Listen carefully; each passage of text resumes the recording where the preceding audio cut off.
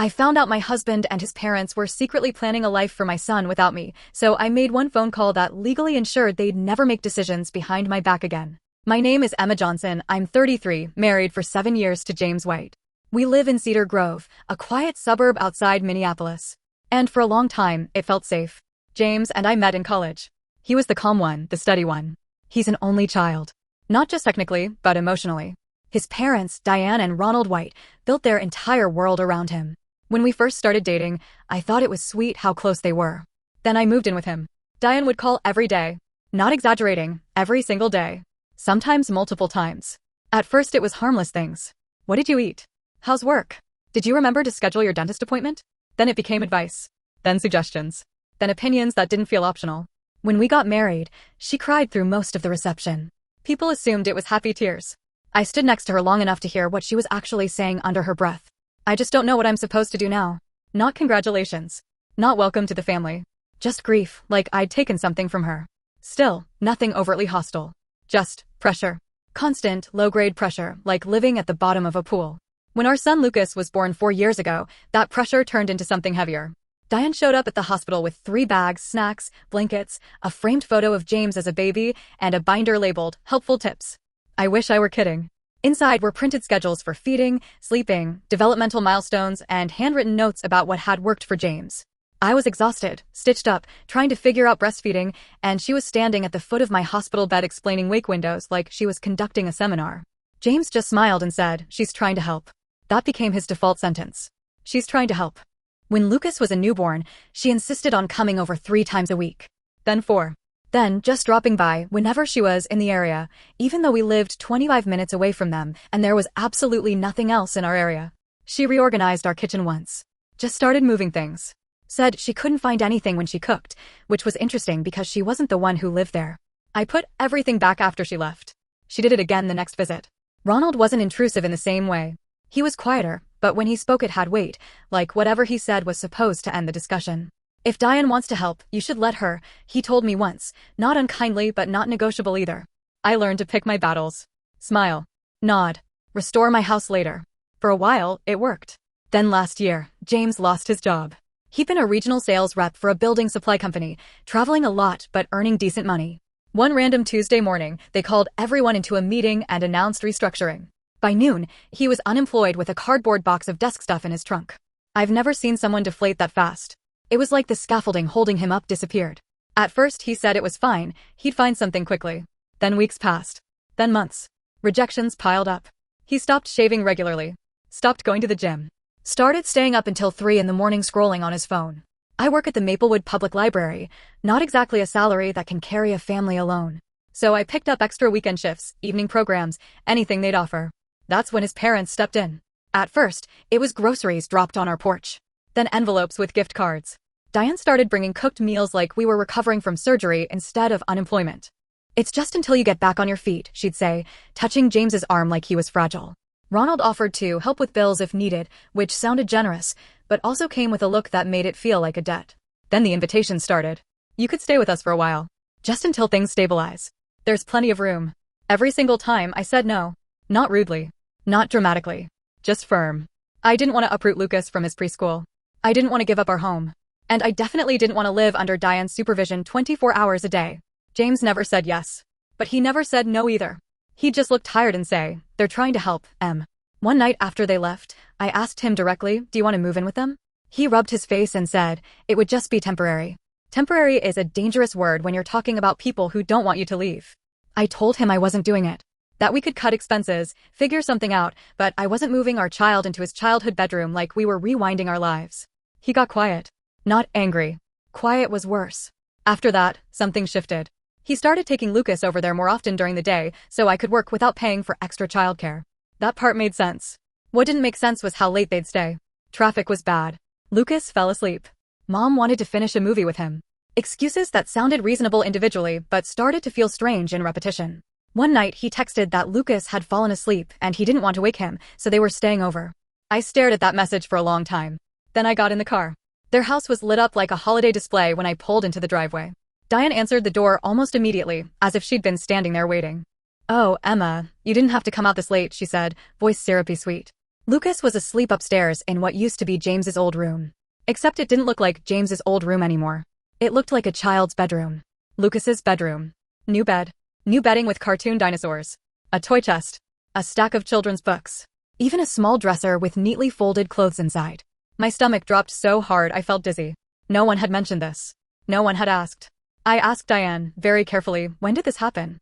She smiled like she was showing off a renovation. Oh, we've been putting it together little by little. We just want him to feel comfortable here. Comfortable. Like he lived there. James stood behind her in the hallway, not meeting my eyes. I carried Lucas out without saying anything else. He barely woke up, just curled against my shoulder. In the car, the silence between James and me felt thick enough to choke on. I didn't yell. I didn't accuse. I just said, this isn't happening. He stared out the window and said nothing. That was the first night I realized I might not actually know what was happening inside my own marriage. And it wouldn't be the last. The next morning, I woke up with that heavy, nauseating feeling you get after a nightmare, except nothing about it faded when I opened my eyes. Lucas was in his bed down the hall. James was already awake, sitting at the kitchen table staring into a mug of coffee, like it might explain his life to him. I stood there for a minute, watching him, trying to decide which version of this conversation we were about to have. The calm one, the careful one, or the one where everything breaks. Why didn't you tell me? I finally asked. He didn't pretend not to know what I meant. He just sighed and rubbed his forehead. It's not a big deal, Em. Not a big deal. They built our son a bedroom without asking me, I said. My voice sounded too steady, like it belonged to someone else. That's not a surprise guest room. That's a plan. He leaned back in the chair, defensive but exhausted. They just want him to feel comfortable there. He's supposed to feel comfortable in his own home. He didn't respond to that. He just stared at the table, jaw tight. I tried again. Are you planning to move in with them? No. Too fast. Too automatic. Then why does Lucas have a permanent bedroom there? Silence stretched long enough that the refrigerator hum started to sound loud. Because things are uncertain right now, he said finally. If we needed somewhere to stay, it would already be set up. If we needed. Except no one had asked me if I needed that. I said, we're not moving in with them. His shoulders stiffened. You don't know that. Something cold slid down my spine. I do, I said quietly. Because I'm telling you right now I won't. That's when he looked at me, really looked, and there was something in his expression I hadn't seen before. Not anger. Not sadness. Resentment. You're making everything harder than it needs to be, he said. Harder for who? I didn't ask. I was afraid of the answer. After that conversation, we entered this weird ceasefire phase. No shouting, no dramatic confrontations, just tension humming under every normal interaction. We talked about groceries, preschool schedules, bills. Nothing else. But James started spending more time at his parents' house. At first it was practical, job searching on their computer, helping his dad with projects, letting Diane watch Lucas so I could work extra hours. Then it became less practical and more habitual. Sometimes they'd come home after dinner. Sometimes after bath time. Sometimes Lucas would already be in pajamas, smelling like Diane's lavender soap instead of ours. One afternoon, I came home early because a children's program at the library got canceled. The house was silent. No toys on the floor. No cartoons playing. No James on the couch with his laptop. Just empty. I checked the clock. 3:30. Lucas should have been back from preschool an hour ago. My stomach tightened. I called James. No answer. Called again. Straight to voicemail. I told myself not to panic. Maybe they stopped for groceries. Maybe they were at the park. Maybe his phone died. I called Diane. Also voicemail. By the third unanswered call, my brain had gone fully catastrophic. Car accident. Medical emergency. Something terrible that I wasn't being told yet. I grabbed my keys and was halfway to the car when my phone buzzed. A text from James. Sorry. Phone died. We're at my parents'. We. Not I picked him up. Not we stopped by. Just we're there, like that was the obvious default location. My hands were shaking so badly I almost dropped my phone.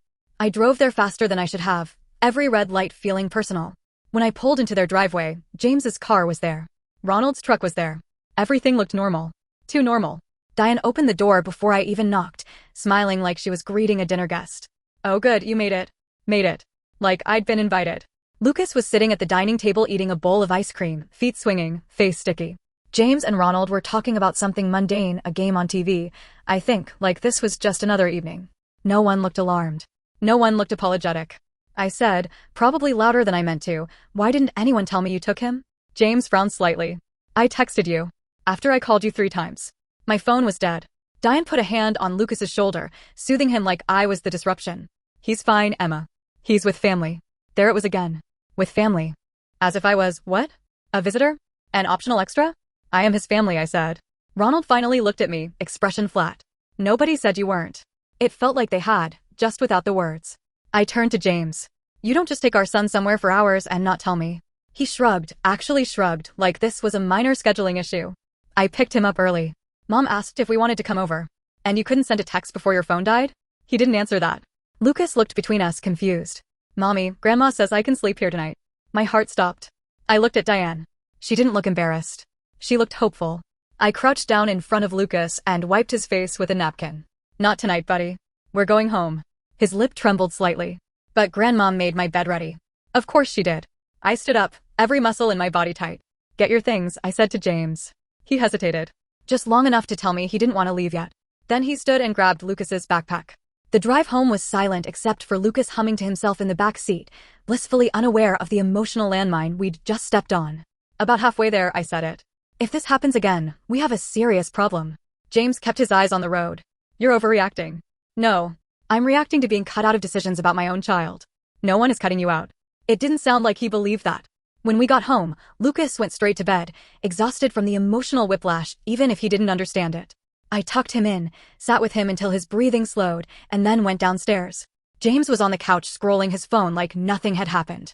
I stood in front of him. You don't get to do that, I said quietly. Do what? Act like this is normal. He set the phone down slowly. What do you want from me, Emma? Honesty, I wanted to say. Loyalty.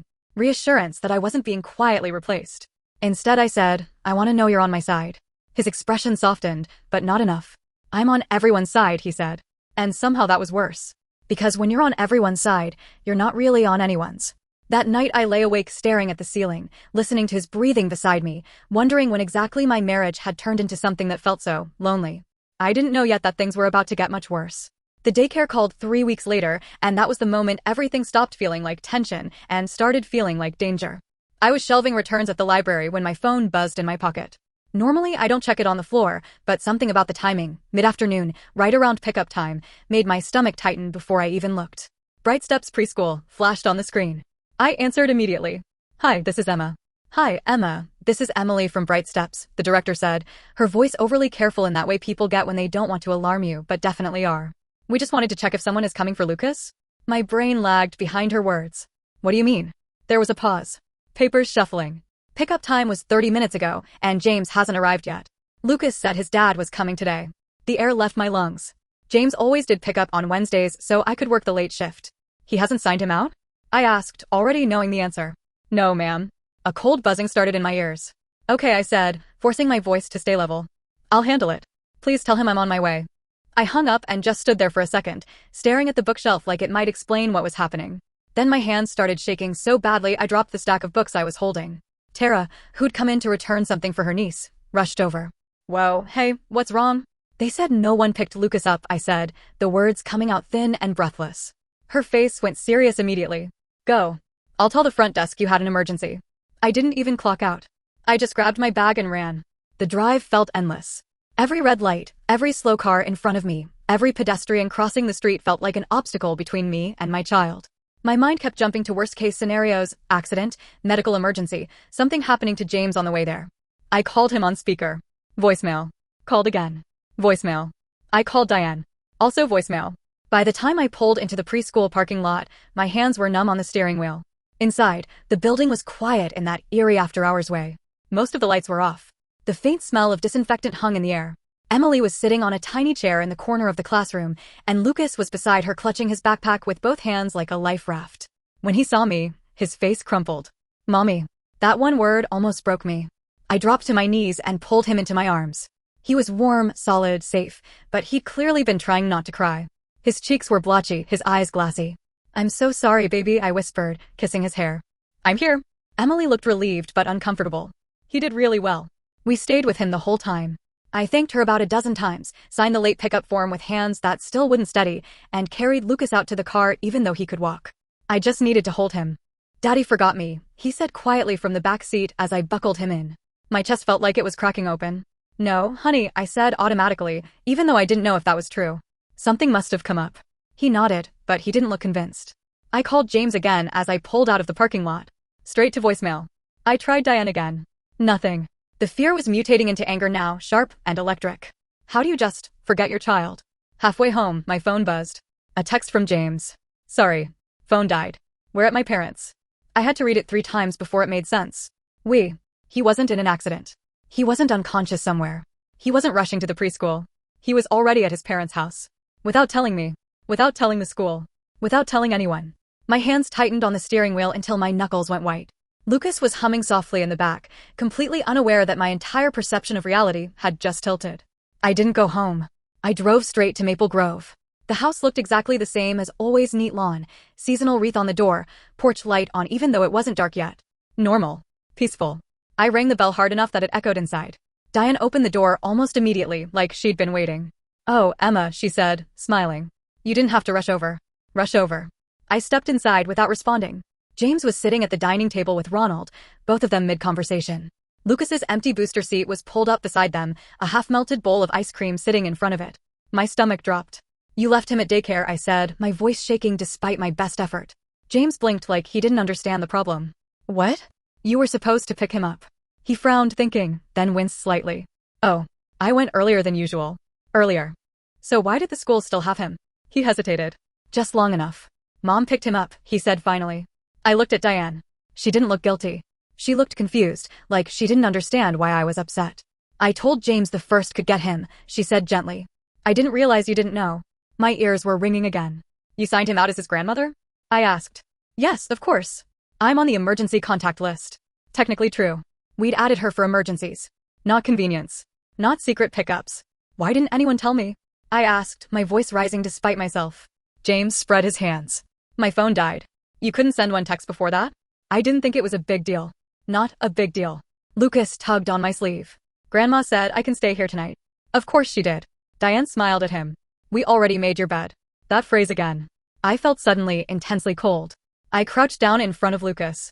"Not tonight, sweetheart. We're going home." His face fell, confused more than upset. "But Daddy said." "We're going home," I repeated softly.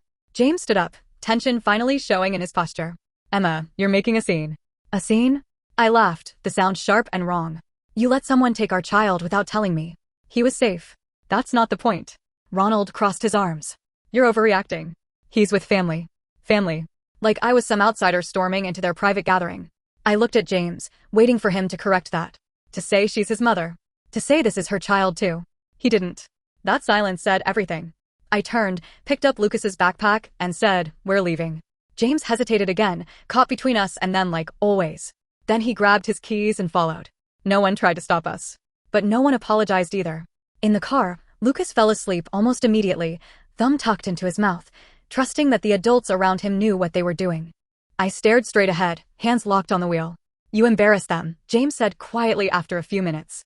I almost missed a stop sign. "I embarrassed them?" I repeated. "You didn't have to storm in like that." My voice came out hollow. I thought something had happened to my child. He didn't respond. Because somewhere deep down, he knew that was reasonable. When we got home, I carried Lucas inside and tucked him into bed without turning on the main lights. The house felt unfamiliar, like it belonged to someone else. James stayed downstairs. When I finally came down, he was sitting in the dark, TV off, phone glowing in his hand. "We need to figure this out," he said without looking up. I leaned against the doorway, suddenly exhausted in a way that felt bone deep. "Yes," I said. "We do." But I had a horrible feeling that whatever he meant by "figure this out" was not the same thing I meant. And I still had no idea just how far ahead of me he already was. For a few days after the daycare incident, everything went eerily quiet. No surprise visits. No dinner invitations. No passive-aggressive comments disguised as concern. Diane didn't text. Ronald didn't call. It was like they'd all collectively decided to step back. You'd think that would have felt like relief. Instead, it felt like the silence before a storm. James was home more because he still hadn't found steady work, but he wasn't really present.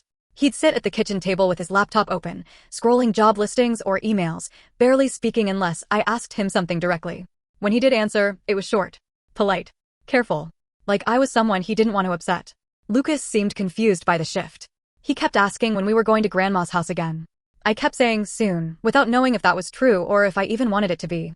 One afternoon, about a week later, I logged into our shared email account to find a receipt for a library supply order.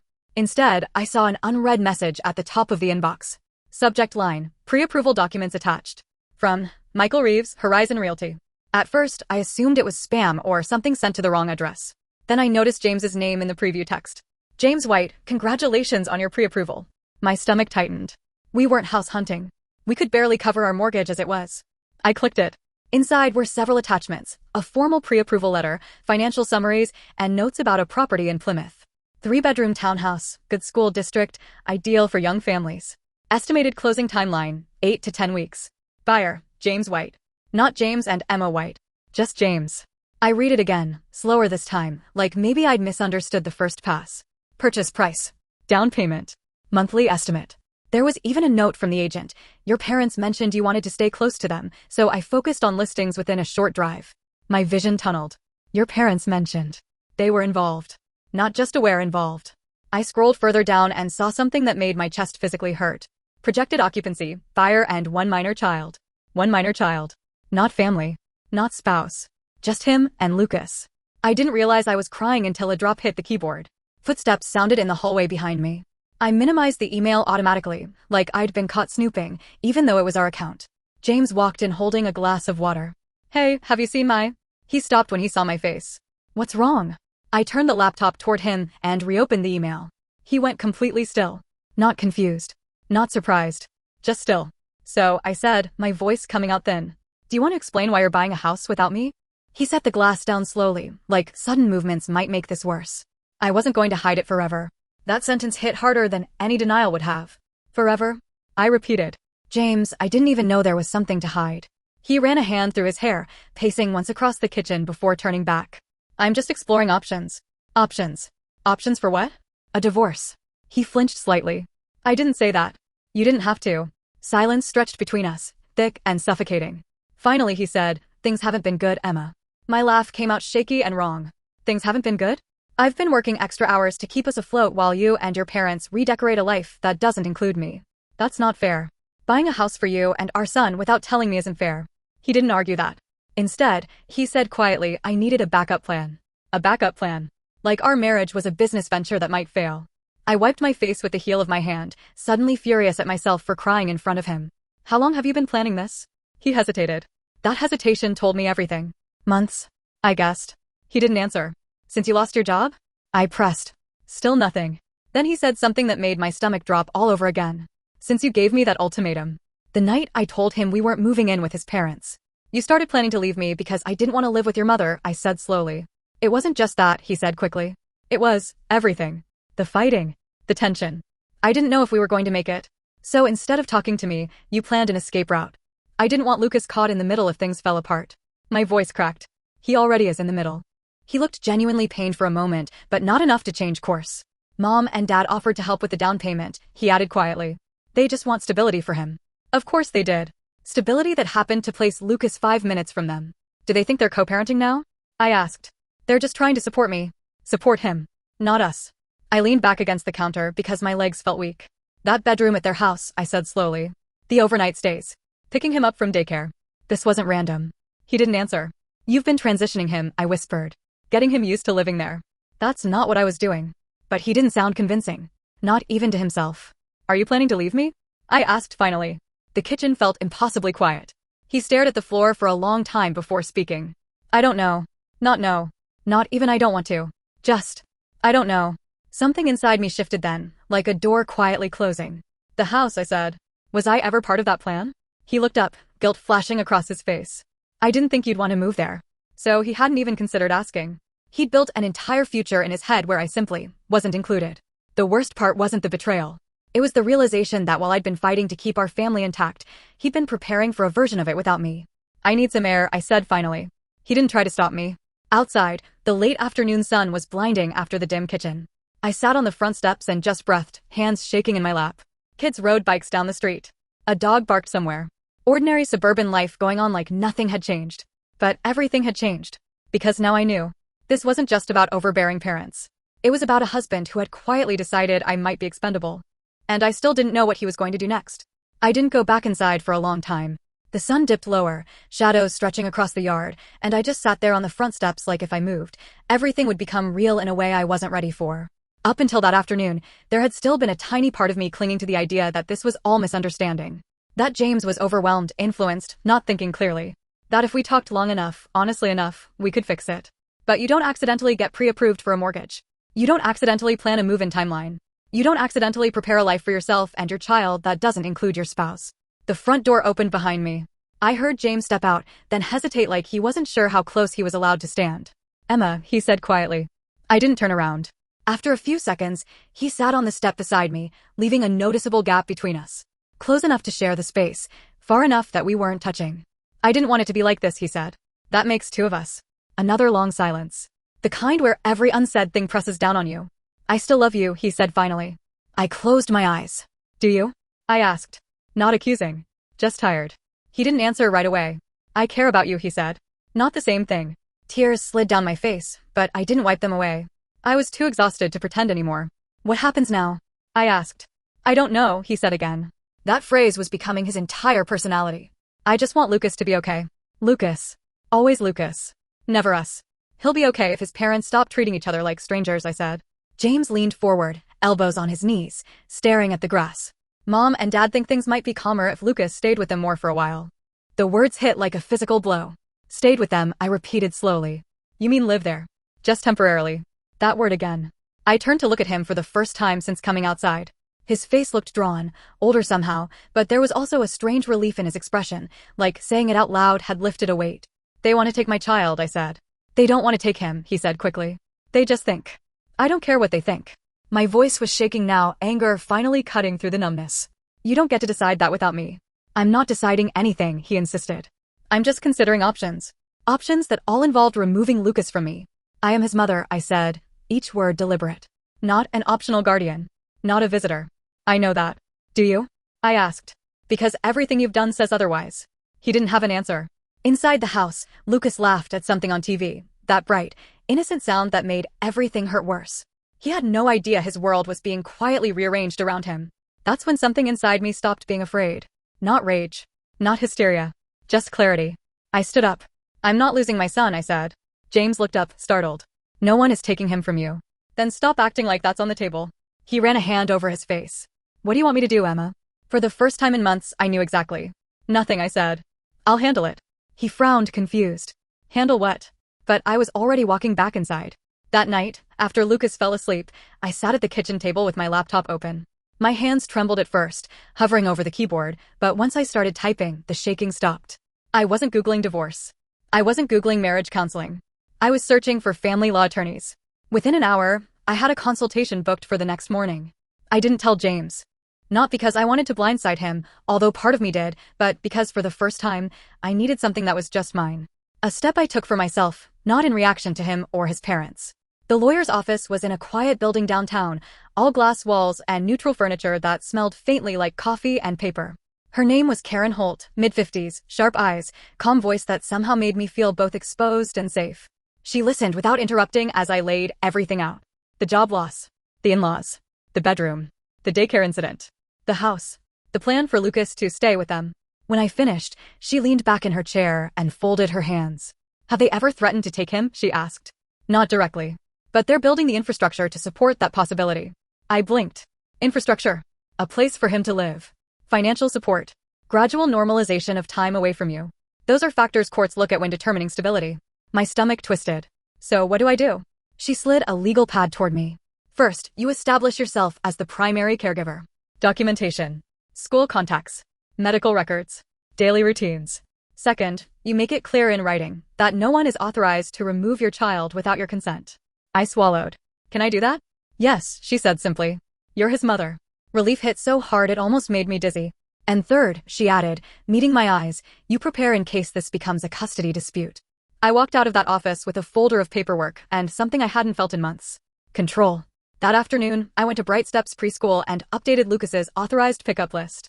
Only me. James still had access. Legally he had to, but Diane and Ronald were removed. Emily nodded like she'd been expecting something like this. If anyone else shows up, we'll call you immediately. Next stop was Lucas's pediatrician's office. Then the emergency contact forms for his activities.